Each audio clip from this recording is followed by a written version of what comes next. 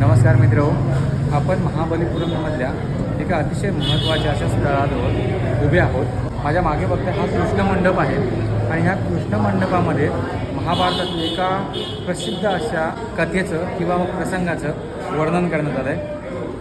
माझ्या मागे बघता ही श्रीकृष्णाची मूर्ती आहे आणि त्या श्रीकृष्णाने डाव्या हातामध्ये गोवर्धन पर्वत उचललेला आहे। जेव्हा इंद्रदेव श्रीकृष्णावर नाराज होता तेव्हा त्याने वरुणाला सांगून मोठ्या प्रमाणात पर्जन्यवृष्टी केली होती आणि हे मोठं संकट आलं होतं गोकुळावरती।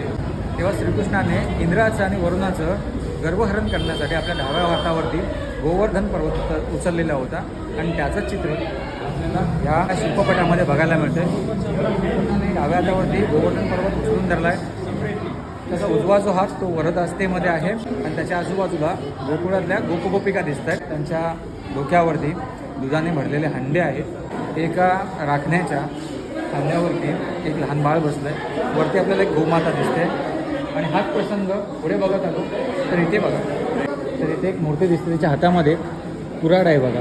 कुऱ्हाड आहे म्हणजे प्राचीन काळी काय हत्यारं वापरात येत होती त्याचा देखील या ठिकाणी स्पष्टपणे चित्रण करण्यात आलं आहे। आणि ह्याच शिल्पपटामध्ये आपण पुढे गेलो तर एक गाईचा राखणकर्ता आहे, तो त्या गाईची दुधाची धार काढताना दिसतो। त्याच्या खाली अगदी त्याच्या मांडीजवळ किंवा हंड्याची करा किंवा हंडा देखील बघू शकता।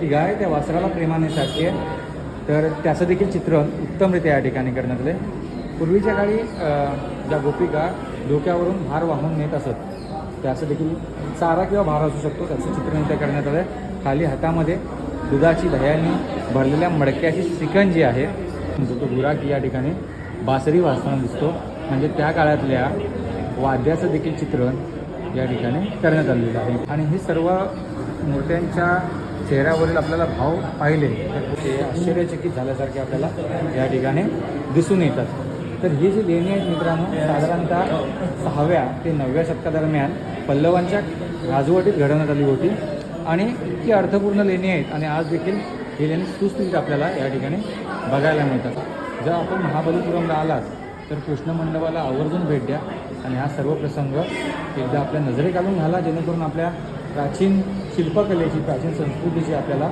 ओळख होईल। धन्यवाद।